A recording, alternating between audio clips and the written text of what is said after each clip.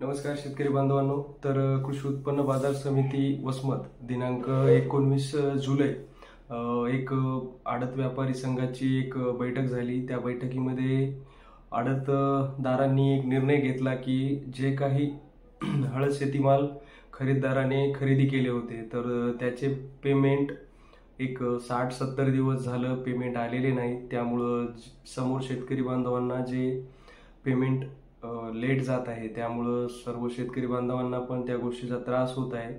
तर तो निर्णय 19 जुलैला जो घेतलेला आहे त्यामध्ये असं ठरवलेलं आहे की जोपर्यंत खरेदीदारांनी जे माल खरेदी केलेले आहे त्याचे पेमेंट पूर्ण अदा होत नाहीत आडत व्यापाऱ्याला, तोपर्यंत कुठल्याही प्रकारचं कृषी उत्पन्न बाजार समिती वसमतमध्ये हळदीचं बीट लिलाव वगैरे होणार नाही।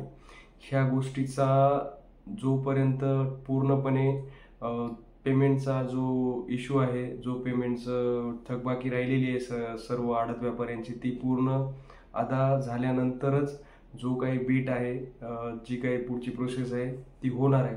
तर ह्या गोष्टीमुळे शेतकरी बांधवांना पण भरपूर त्रास होत आहे, त्याबद्दल आम्ही आपली दिलगिरी व्यक्त करत आहोत। पण समोरून पेमेंट खूप लेट होत आहे आणि ते पेमेंट शेतकऱ्यांना देण्यासाठी पण त्याचा भरपूर त्रास होत आहे।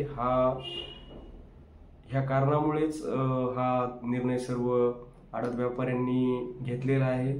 तर झालेल्या जो काही परेशानी होत आहे शेतकऱ्यांना, त्याबद्दल आम्ही आपली पुनश्च एकदा दिलगिरी व्यक्त करत आहोत।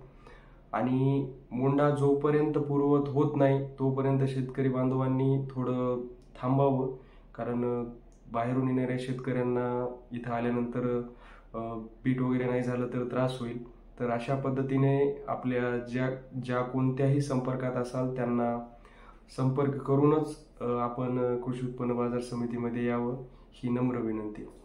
धन्यवाद शेतकरी बांधवांनो। जय जवान जय किसान।